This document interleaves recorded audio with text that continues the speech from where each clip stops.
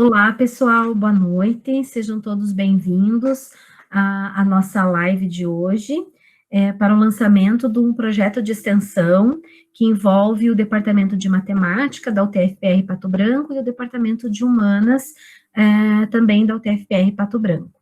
Esse projeto de extensão tem por título Formate, Saberes e Práticas Compartilhadas na Formação de Professores que Ensinam Matemática na Educação Infantil e Ensino Fundamental 1.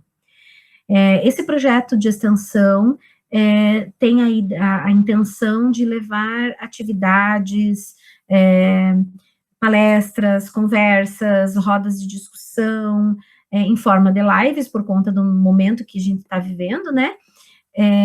Nesse período, para as pessoas interessadas no tema, mas principalmente focando os professores que ensinam matemática na educação infantil e anos iniciais do ensino fundamental. Existem várias pessoas, né, que estão participando desse projeto.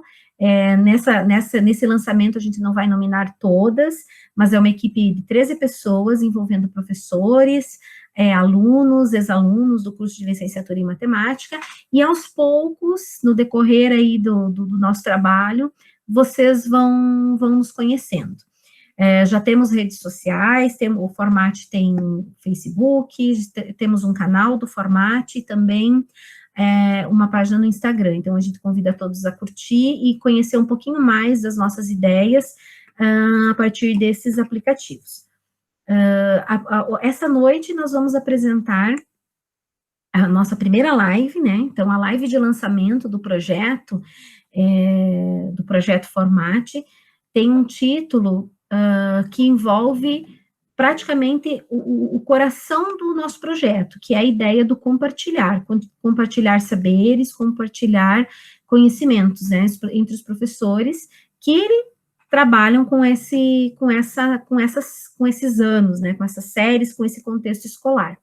Então, o título de hoje da live é Saberes, Estudos e Práticas Compartilhadas no Ensino da Matemática na Educação Básica, a importância da ludicidade na educação infantil. E quem vai estar conosco, conversando com vocês, falando sobre sua experiência e um pouco sobre o aspecto da ludicidade e a importância desse tema para as atividades que trabalhamos na educação infantil, é a professora doutora Franciele Clara Peloso, do Departamento de Humanas da UTFPR, a qual eu passo a palavra agora para conversar um pouquinho sobre essa temática. Então, boa noite a todas e todos. É com bastante alegria que eu aceito o convite da professora Jane para a gente poder conversar um pouco sobre essa questão da ludicidade na educação infantil. Então, hoje eu sou professora na UTFPR, no Departamento de Ciências Humanas, mas eu comecei a minha carreira também como professora de educação infantil antes de ir para o mestrado e para o doutorado. Trabalhei bastante tempo com as crianças e segui na linha acadêmica, discutindo academicamente as questões da infância e, dentro dessa grande questão, alguns aspectos específicos da educação infantil. E hoje, então, a proposta é que a gente converse um pouco sobre a importância da ludicidade na educação infantil. Então, a minha fala hoje, ela tem o objetivo de a gente pensar a contribuição que a ludicidade dá para o desenvolvimento integral da criança e por que é que isso acontece, então, na educação infantil. Então, agora eu vou compartilhar uma tela para a gente poder conversar um pouquinho sobre isso. Então, a educação infantil, ela constitui hoje a primeira etapa da educação básica, né? E ela está dividida com a questão da creche, para os bebês de até os 3 anos, e aí as crianças de 3 e 4 também, e 5 na educação infantil. A ludicidade, ela é um eixo que perpassa as práticas na educação infantil e não é por acaso. Os temas da ludicidade, eles trazem para nós questões que estão diretamente relacionadas ao desenvolvimento integral das crianças. Então, quando a gente pensa toda essa questão da educação infantil, a gente também precisa dar uma olhada para essa história, né, onde a educação infantil se constrói. A educação infantil, como primeira etapa da educação básica, ela é uma conquista relativamente recente no país, né? A data dela é de 1996, então com a LDB que ainda está vigente. Então, com essa LDB, a educação infantil passa a ser a primeira etapa da educação básica, e a partir disso começam a ser construídos documentos que vão orientar o fazer nas instituições de educação infantil. Então, os primeiros documentos que a gente tem, que servem a essa orientação, são os referenciais curriculares nacionais para educação infantil, os RCNEs. Hoje, esses documentos, eles já são documentos históricos. Então, hoje, a título de documento organizador, nós trabalhamos com as diretrizes curriculares nacionais e com a Base Nacional Curricular Comum.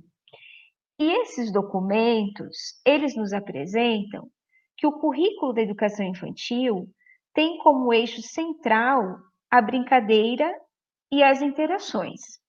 Então, quando a gente pensa que o próprio currículo, que organiza a educação infantil, ele tem como eixo central e articulador a brincadeira e as interações, o que a gente pode pensar a partir desse eixo, né? O que esse eixo propõe? Esse eixo propõe, ao considerar essas duas dimensões, romper uma ideia escolarizante no sentido de se colocar contra a fragmentação do conhecimento. E mais especificamente, contra a separação corpo e mente. Então, a educação infantil, quando ela considera essas duas dimensões, da brincadeira e das interações, a gente precisa entender que essas duas dimensões, elas requerem a formação de um sujeito na sua integralidade. Um sujeito sem estar fragmentando corpo e mente. Então, essa ideia, ela rompe muito com a ideia da escolarização. E aí a gente não pode pensar que esse rompimento está tratando da negação da escola, né? Não é nessa perspectiva. É na perspectiva de garantir o desenvolvimento do sistema mental e corporal da criança na fase onde o desenvolvimento é mais potente, né, dentro dessa faixa etária.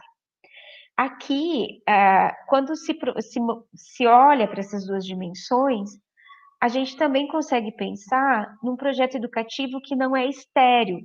Ele tem que estar cheio de sentido e significado o tempo todo. E, além disso, essas duas dimensões, elas nos revelam a necessidade que a gente tenha crianças ativas nessa etapa da educação básica, que é a educação infantil. Então, o próprio currículo da educação infantil, ele já se estrutura a partir desses dois eixos, ou dessas duas dimensões, pensando que essas dimensões, elas se efetivam nas atividades lúdicas. E não é por acaso que isso acontece, né? Quando a gente pensa em todos os estudos que foram feitos para entender o desenvolvimento das crianças, aparece, então, essa necessidade de que a prática educativa para essa faixa etária, ela tenha esse elemento primordial que é a ludicidade. Então, hoje, relativo aos documentos oficiais, a Base Nacional Curricular Comum, amparada na Diretriz Curricular Nacional, ela vai falar, então, dessas duas dimensões, a brincadeira e a interação. A partir disso, os direitos de aprendizagem das crianças são de conviver, brincar, participar, explorar, expressar e conhecer. E eles precisam desenvolver, a partir disso, campos de experiência, que são eu, o outro e o nós, corpo, gestos e movimentos, traços, sons, cores e formas, escuta, fala, pensamento e imaginação, espaço, tempo, quantidades, relações e transformações. E esses campos de aprendizagem, tanto quanto os direitos, eles se efetivam pela prática lúdica. Então, o que a gente entende por ludicidade? Então, o Izinga, ele vai falar para nós que dentro de cada um de nós habita o Homo Ludens. Nós, então, nascemos seres lúdicos, porque temos a infância, né? Então, é próprio da infância essa ludicidade, e que essa ludicidade não se perde, porque ela é nossa, é própria de nós. O que acontece é que durante a nossa experiência de vida, às vezes a gente vai endurecendo por conta das demandas que vão surgindo e de algumas imposições sociais dos tempos históricos. Mas esse autor vai dizer para a gente que dentro de nós habita esse homo ludens, né? Esse ser lúdico. E isso se dá justamente porque no nosso desenvolvimento não tem como a gente fugir da infância. Todos e todas nós passamos pela infância. E a ludicidade é um fenômeno subjetivo, que possibilita o sujeito se sentir inteiro, sem a divisão entre o pensamento, a emoção e a ação. E aí, quais são os elementos primordiais para a gente se manter nessa inteireza? A espontaneidade, a flexibilidade e o prazer. Então, são esses os elementos que precisam figurar nas práticas educativas que a gente faz na educação infantil. Sempre pensando nesse desenvolvimento integral do sujeito, né, que está ali. Então, o que é ação lúdica ou atividade lúdica? Então, a manifestação da ludicidade é responsável por promover a alegria, a diversão, a satisfação e o prazer. Então, quando a gente desenvolve a ação lúdica na educação infantil, nós estamos oportunizando que as crianças tenham esses sentimentos, essas manifestações. E essas práticas, elas podem se dar pela poeticidade, pela musicalidade, a literária, o fazer artístico, a teatralização, o brincar, o jogo e o lazer. Não, mas por que a gente olha tanto para essa questão, né? Por que é tão necessário que as crianças manifestem ou se manifestem ludicamente? Nós temos um intelectual da sociologia da infância, que é o Manuel Jacinto Sarmento. E ele tem um texto que chama A Gramática da Cultura da Infância. E aí, nesse texto, ele vai explicando para a gente que a infância, ela tem uma cultura, né? As crianças constituem uma cultura, a cultura da infância. E como que essa cultura é constituída? Ela é constituída pela leitura de mundo que as crianças têm e pela ressignificação que elas dão a esse mundo. E essas crianças entendem o mundo ao brincar. Elas leem o mundo nesta brincadeira. E a partir disso, elas são capazes de construir significados autônomos. E o Sarmento ele vai dizendo para a gente assim: a criança tem um modo próprio de ler, sentir e dizer o mundo. Então, essas expressões que a criança ela vai nos mostrando, elas constituem a cultura da infância. E a partir dessa cultura, que a gente vai identificando também as características daquela infância, porque as infâncias se diferem. Né? O que era infância há 20 anos não é o que é infância agora. Então, o educador, a educadora da infância, ele precisa estar muito atento, atenta para a infância real que está com ele naquele momento. E esse autor, ele vai dizendo dessa manifestação infantil como expressão do mundo. E a criança, então, se manifesta pela ludicidade. Essa é a maior expressão dela, quando ela dá sentido e significado ao mundo ao brincar. E aí a gente precisa entender o que é um brinquedo, né? Porque o brinquedo, ele pode ser estruturado ou não, mas de uma maneira geral, o brinquedo, ele é qualquer objeto sobre o qual se debruça a ação lúdica do brincar, por meio da espontaneidade, imaginação, fantasia e criatividade do brincante. Então, as crianças, elas tornam muitas coisas brinquedo, para que elas possam exercer a sua capacidade de ler e dizer o mundo, né? Ressignificar esse lido. E o que elas utilizam para esse movimento é o brinquedo. Isso fica bastante evidente com os bebês, né? Com as crianças menores, bem pequenas. Elas criam muitos brinquedos, elas têm muito brinquedo. E tem as falas de muitas mães que as crianças têm vários acessos aos brinquedos, mas elas querem a chave, elas querem a tampa da panela, elas querem a colher de pau. Por quê? Porque o brinquedo, ele não é resumido a uma coisa, mas ao significado que eu atribuo ele quando sobre ele eu tenho uma ação lúdica de brincar. Então, o brinquedo, ele vai me contando sobre as culturas da infância. Então, as educadoras, os educadores da educação infantil precisam sempre estar muito atentas e atentos sobre o que as crianças brincam. Qual é essa brincadeira? Porque é a maneira com que aquelas crianças estão sentindo o mundo.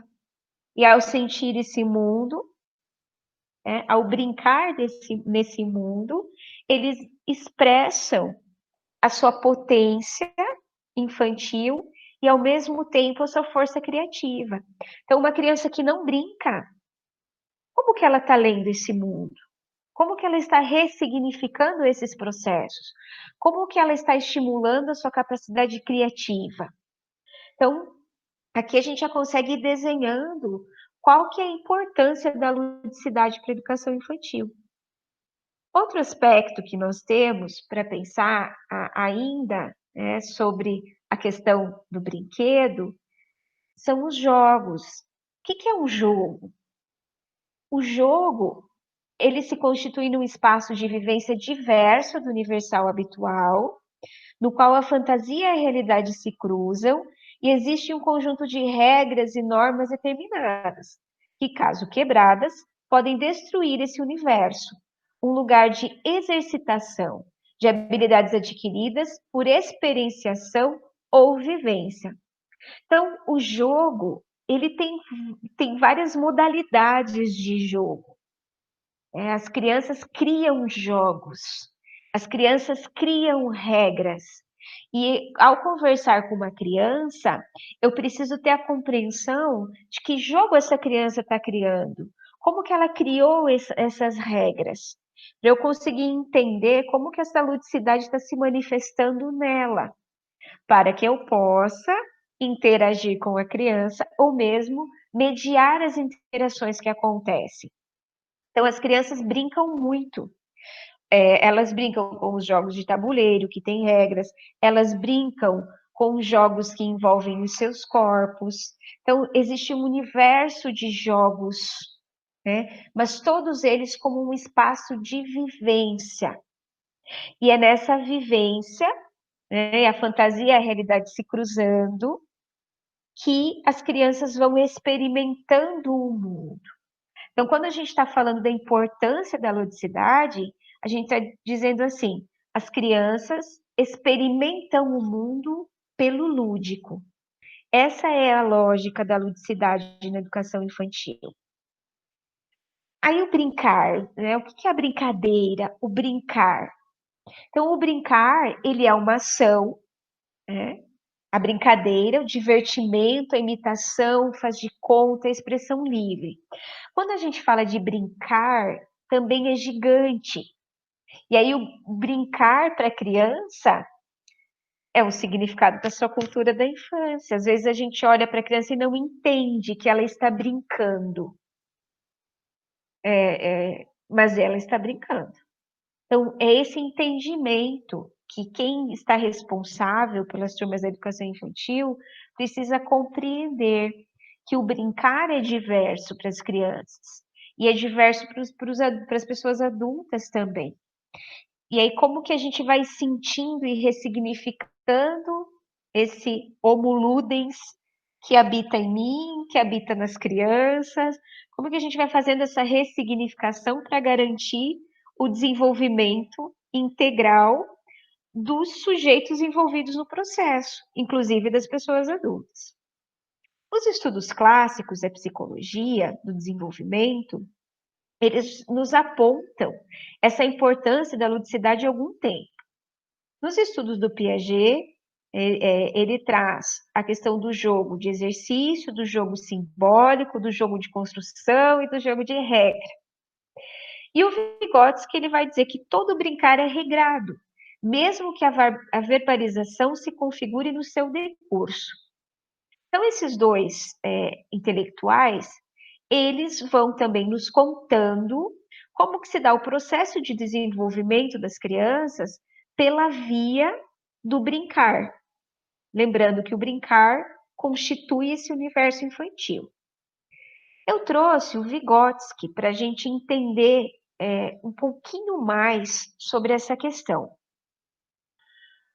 Os pilares básicos do pensamento do Vygotsky, são 3.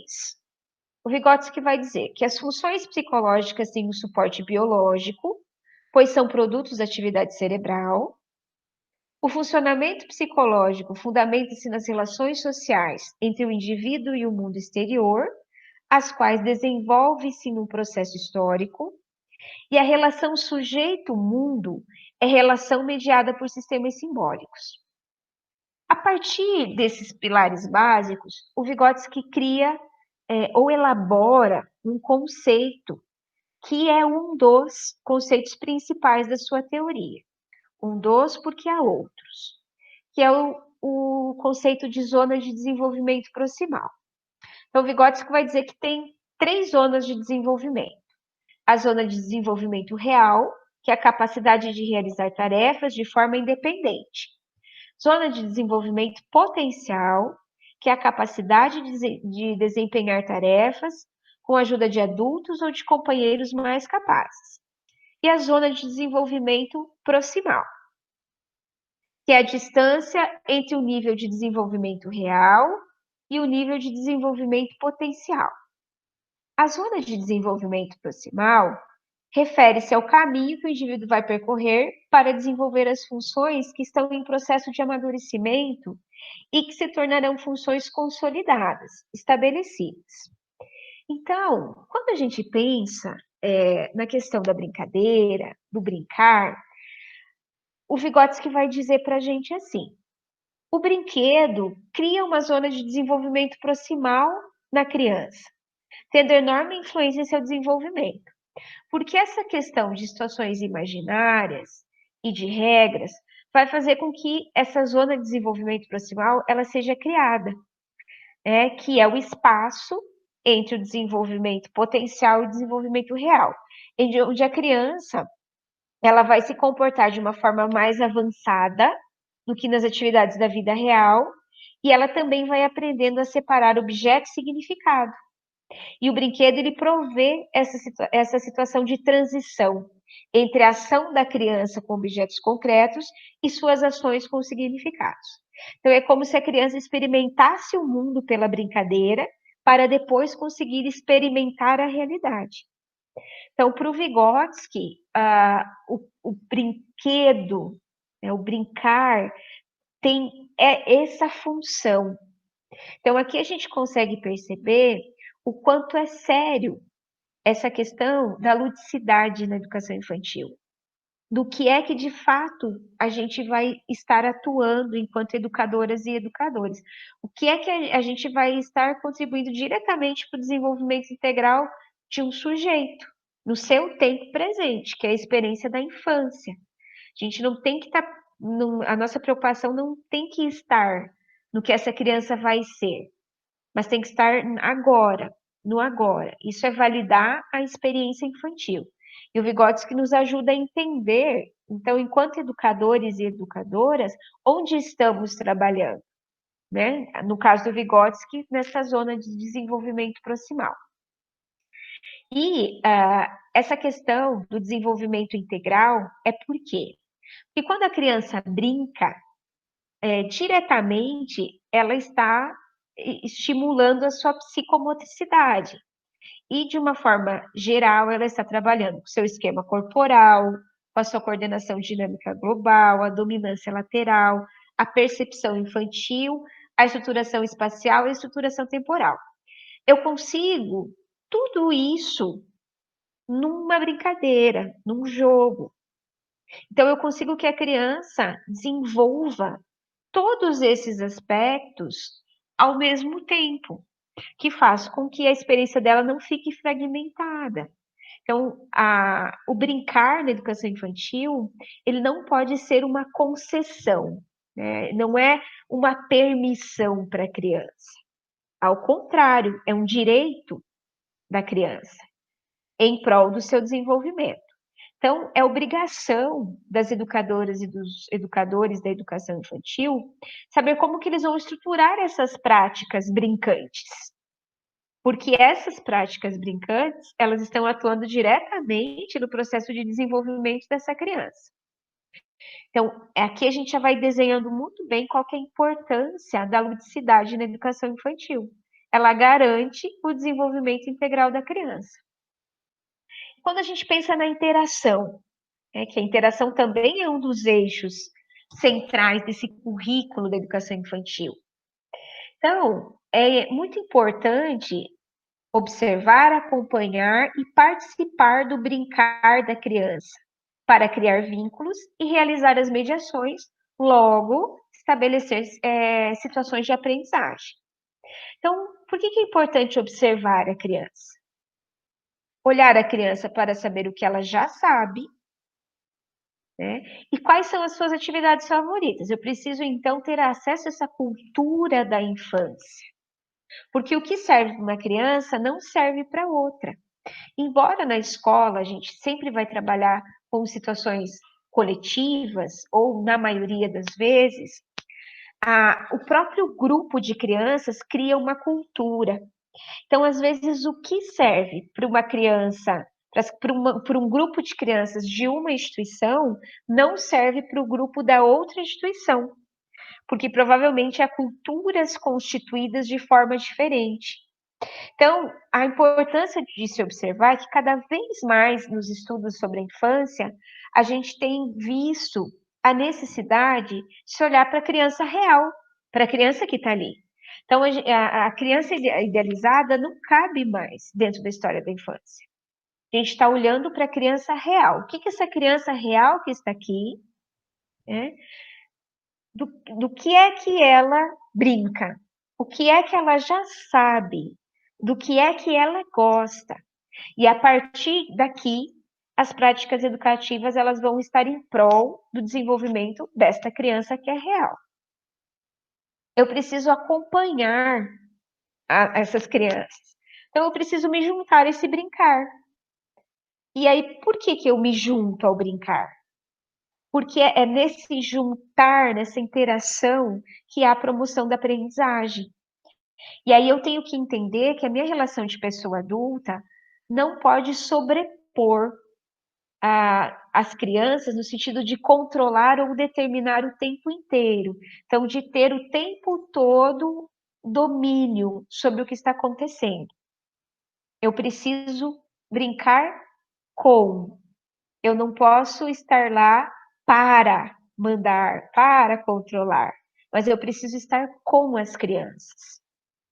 E aí a criatividade também precisa me acompanhar, né? Descobrir a criança dentro de mim e experimentar novas formas de brincar com o brinquedo, de entender o que é esse brinquedo, né? E usar esse brinquedo como um suporte para descobrir muitas maneiras de brincar com as crianças que estão comigo.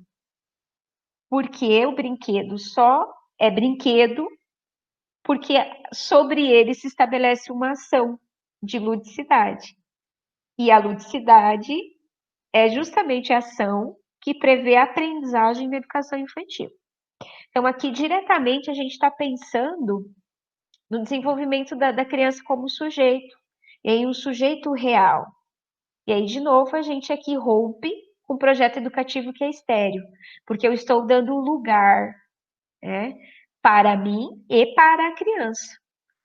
E aí, quando eu digo que eu estou dando lugar, não significa que a criança precisa que seja dado um lugar a ela, mas ela precisa ser entendida como um sujeito histórico que naquele momento está em seu processo de desenvolvimento, e esse processo de desenvolvimento precisa acontecer de uma maneira integral, corpo, mente. E como a cultura da infância prevê o brincar como fator primordial de conhecimento de mundo, eu preciso ter esse entendimento para garantir aprendizagem o tempo todo.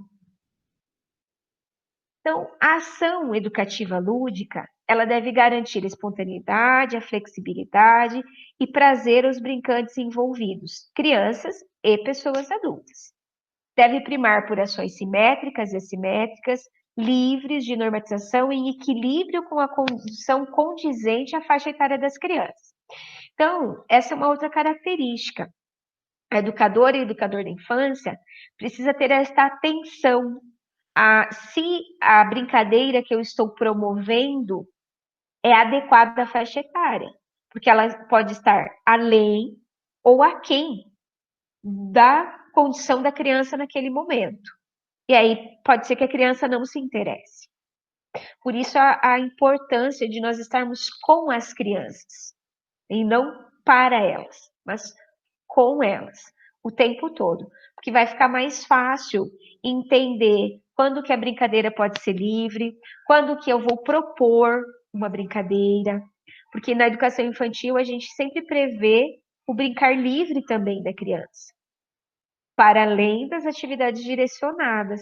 Então, a educadora e o educador da infância precisa estar atenta, para saber do que essa criança brinca, do que ela gosta. E dentro disso, a gente vai entendendo as preferências daquele grupo que está ali. E quando nós entendemos as preferências, nós conseguimos planejar atividades que venham ao encontro dessas preferências. E aí é mais fácil, de novo, de garantir a aprendizagem.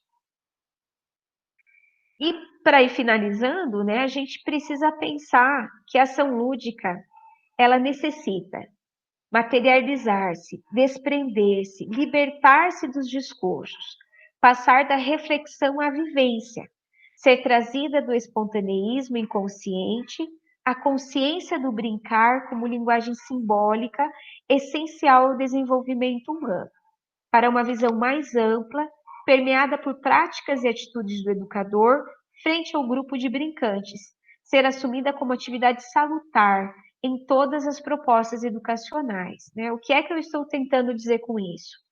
De fato, a gente precisa conceber a ludicidade como atividade principal, né? Ou que precisa permear todas as ações que a gente faz na educação infantil. E aí, quando a gente entende o que é o brinquedo, fica um pouco mais tranquilo de fazer com que as nossas práticas educativas considerem o brinquedo como um promotor da aprendizagem. Porque muitas vezes o brincar ele fica muito reduzido a atividades de faz de conta, atividades que a gente já reconhece como brincadeira. Mas é fato que na educação infantil nós podemos transformar esse espaço de aprendizagem em espaço lúdico, né? E não é só fato que a própria legislação prevê como eixo articulador a questão da brincadeira. A brincadeira precisa permear essa prática educativa porque ela é a finalidade dessa etapa da educação. Então, a gente precisa passar a reflexão, né? Passar da reflexão, ir para a vivência, estar com as crianças. Aqui a gente consegue também ir trabalhando o nosso corpo para entender que nós somos seres lúdicos e o quanto é importante essa permissão da pessoa adulta para se experimentar nessa ludicidade de novo. E aí vai, com certeza, conseguir entender melhor os processos que as crianças estão passando. Então, por aqui eu vou finalizando a minha fala. Agradeço mais uma vez ao professora Jane, a toda a equipe do Formate, por possibilitar esse espaço de diálogo. E aí eu fico à disposição, né, para quem quiser conversar, tirar dúvida, trocar experiência. A gente fica à disposição para conversar sobre a ludicidade na educação infantil. Obrigada, professora Jane. Obrigada, professora Clara, foi ótimo a nossa conversa, ouvir você falar sobre a ludicidade é muito bom, até porque eu, como professora de matemática, e trabalho com os alunos no curso de formação de professores, né, na licenciatura em matemática, eu uso muito da ludicidade para trabalhar com os meus alunos, eu gosto muito dessa ideia. E ouvir você falar teoricamente da importância consolida ainda mais isso que para nós é algo que está muito envolvido dentro da nossa prática no curso. Então, é muito bacana mesmo. Muito obrigada pelas suas palavras. E nesse sentido do que tu coloca, eu vou aproveitar um termo que você utilizou na fala, que eu achei muito bom, que eu não tinha ouvido, eu vou tomar emprestado, são as práticas brincantes. Então, pensando na ideia das práticas brincantes,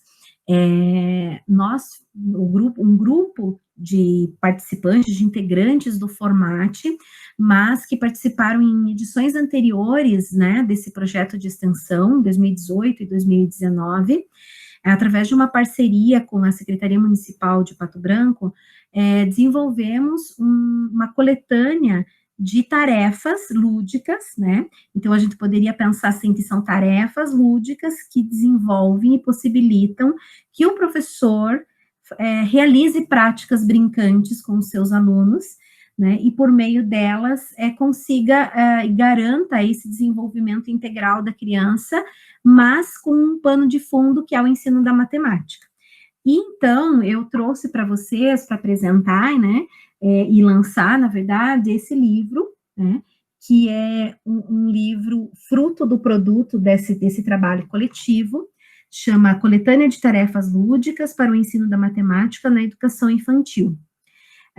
Esse é um resultado de um trabalho também coletivo, e que logo estará disponível no site que estamos organizando aqui do Formate. Por enquanto, só temos o livro impresso, que já está nas escolas municipais e também nas creches aqui de Pato Branco, mas logo, logo nós estaremos providenciando a distribuição por meio a distribuição digital, vamos dizer assim, né, por meio da internet.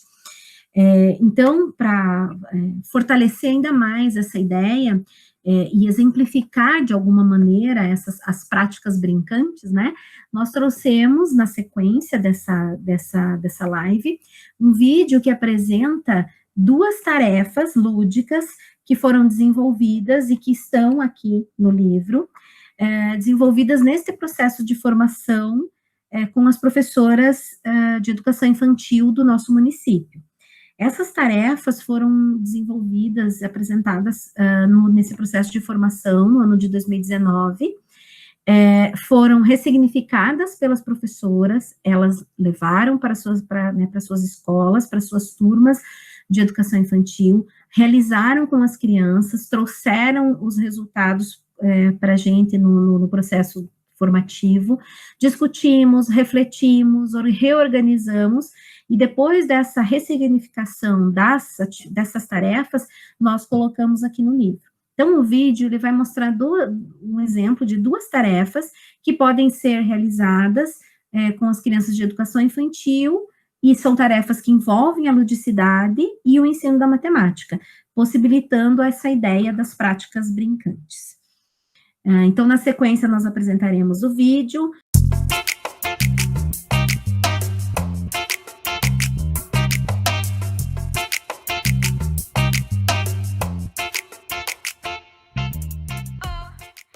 Olá, me chamo professora Clara. Estou aqui com o meu colega, o professor Luiz Felipe, e a professora Ana Luísa, para estar apresentando a tarefa número 53 do nosso livro, o disco das quantidades.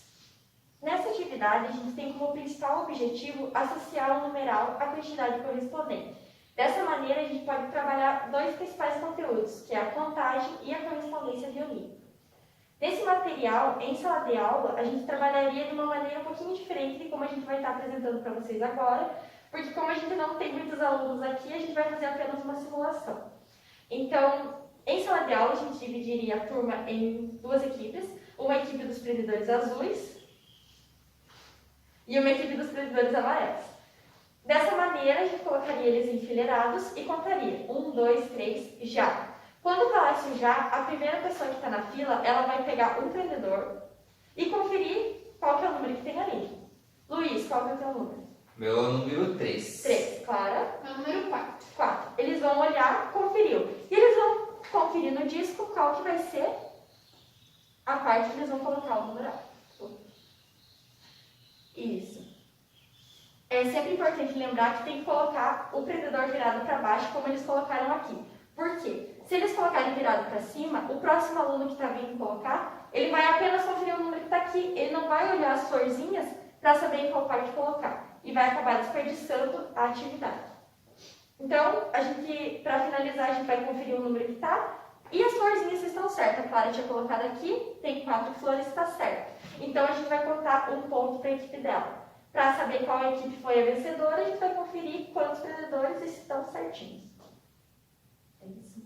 Uma adaptação para o ensino remoto é a gente pegar um tapacuia que todo mundo tem em casa, a gente subdivide ele em 10 ou 12 partes iguais, depende dos numerais que você quer trabalhar. Aí nas divisões a gente coloca as quantidades, pode ser figurinhas, esses strass ou qualquer outra coisa.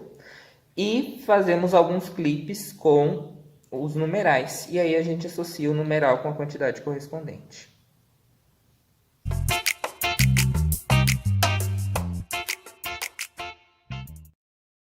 Então, a nossa segunda atividade é a tarefa 49, que é a tarefa do tubarão. Com ela, nós temos também o objetivo de desenvolver os conceitos de comparação e classificação e também podemos promover interdisciplinaridade com ciências. Os nossos materiais serão a boca do tubarão, ela tem uma caixinha atrás para a gente colocar os peixinhos, o mar e peixes de 4 cores com formas geométricas desenhadas, quadrado, círculo e triângulo, ok? O desenvolvimento da atividade é o seguinte: primeiramente a gente vai contar uma historinha do tubarão, e aí, em sala de aula, a gente deixaria os alunos manipular os peixinhos e o tubarão para eles conhecerem melhor. Aí depois a gente vai ler as dietas do tubarão, ou seja, com que peixinhos que ele vai poder se alimentar. E para finalizar a atividade, a gente vai comentar as características do tubarão, podendo promover interdisciplinaridade com ciências. Então a Prof. Clara agora vai ler para nós a historinha 2 do tubarão, são 3 historinhas. Então, a história 2. O tubarão à procura de sua tubarão. O tubarão era um tubarão solitário que vivia nas profundezas do Oceano Atlântico. O seu maior sonho era ter filhotes. Mas, para que o tubarão ter filhotes, ele precisava conhecer uma tubarão. Mas os tubarões são exigentes com seus pretendentes e só namoram com tubarões que se alimentam dos peixes geométricos. Para que o tubarão conquistar uma tubarão, ele precisa mudar sua alimentação, comendo os peixes geométricos na seguinte ordem. Para o café da manhã, ele só pode comer peixes com círculos e cores diferentes. 4 peixes. Então, primeiro a gente vai alimentar ele com um peixe vermelho e um círculo. Em seguida, como são 4, então o segundo peixe vai ser o peixe roxo com círculo. O terceiro vai ser o peixe azul com o círculo. E por último, o peixe rosa com o círculo. Já tomou o café da manhã, então. Uma maneira de fazer essa atividade de maneira remota seria os professores criarem uma atividade em uma página de Word e mandando para os alunos com a história do tubarão e a dieta que ele deveria seguir. No final, poderia colocar uma imagem do desenho do tubarão, onde as crianças poderiam recortar a parte da boca desse tubarão e o alimentar com os peixes que eles mesmos desenham depois de ler a dieta. Como a maioria dos alunos da cidade ainda não conseguem ler, seria necessária a ajuda de um pai ou um responsável para poder ler a historinha para eles e eles conseguirem fazer a atividade. Por hora, essa live termina por aqui. Agradeço a presença de todos e finalizo dizendo, curtam nossas páginas, né, se inscrevam no nosso canal, que a gente está preparando essa equipe toda, inclusive a professora Clara, um trabalho bem bacana para a gente compartilhar essas experiências. Prof. Clara, você gostaria de falar mais alguma coisa? Eu posso encerrar por aqui. Eu acredito que podemos encerrar e a gente espera todo mundo na nossa próxima live, que vai ser no dia 13 de outubro, às 19 horas, com a professora Mágila, que vem nos falar sobre a articulação entre o ensino da matemática na educação infantil e a BNCC, que é um outro tema bem importante para a gente pensar essas práticas brincantes, né? Continuar pensando sobre isso. Então, eu agradeço e a gente espera todo mundo no dia 13/10. Ok, então, obrigada, pessoal. Até lá, então. Até dia 13. Até mais. Tchau, tchau.